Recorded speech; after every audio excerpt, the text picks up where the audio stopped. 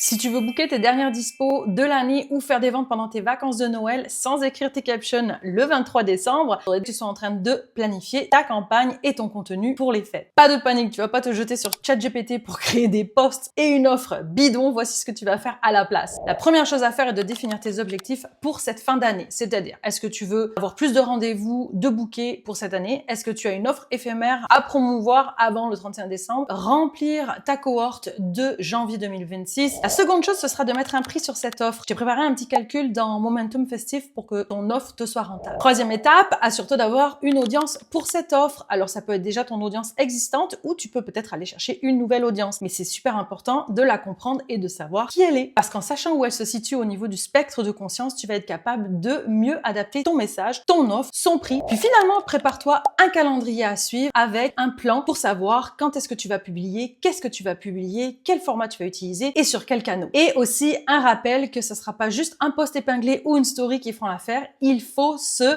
répéter. Super important d'utiliser ton contenu pour faire avancer tes futures clientes vers la conversion. Et pour ça, moi, j'aime utiliser ma formule gâteau. D'ailleurs, tu trouveras plein d'exemples sur mon feed Instagram et n'hésite pas si tu as des questions.